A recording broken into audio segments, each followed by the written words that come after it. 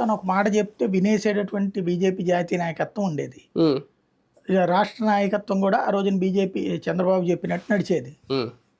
ఆ ముగ్గురు మధ్యన సమన్వయం అన్నటువంటి చంద్రబాబు చేతుల్లో నడిచేది. ఈ దఫా చంద్రబాబు మాట నెగ్గుతున్నది ఎక్కడంటే రాష్ట్ర నాయకత్వం మీద, అంతేగాని జాతీయ నాయకత్వం మీద కుదరట్లేదు. అందుకని ఆయన అనుకుంది ఏంటి, ముందు రాధాకృష్ణ గారు రాసినట్టు 4 ఎమ్మెల్యేలును ఓ 2 ఎంపీ అనుకున్నారు. తర్వాత 7 ఎమ్మెల్యే 7 ఎంపీ అనుకున్నారు. ఇది 7 ఎమ్మెల్యే 4 ఎంపీ అనుకున్నారు. రాధాకృష్ణ గారు రాసిందే, అంతే కదా, బాబు గారి ఆత్మ కదా అది, రాసిందే. తర్వాత వాళ్ళు 6 ఎంపీ మస్ట్ అన్నారు, డబుల్ డిజిట్ లో ఎమ్మెల్యే కావాలన్నారు. ఆ డబుల్ డిజిట్ 10 అయింది, మినిమం 10 అయింది. ఆ 10 దగ్గర వచ్చిన తంట ఇదంతా. అందుకోసం అని చెప్పేసి ముందు సీట్లు కొన్ని, ఇవిడేంటంటే పురంధేశ్వరి వేసిన రాజకీయం సోమవీర్రాజుకి అక్కడ ఇప్పించి, సోమవీర్రాజు ఆవిడ ముందు నుంచి స్ట్రాటజీ ఏంటంటే సోమవీర్రాజు ఎట్లాగో చేయడు, అప్పుడు ఆ సీటుని తీసుకొచ్చి తెలుగుదేశానికి ఇచ్చేసేసేద్దాం అన్నటువంటి ముందే వేసుకున్నది ఆవిడ స్కెచ్.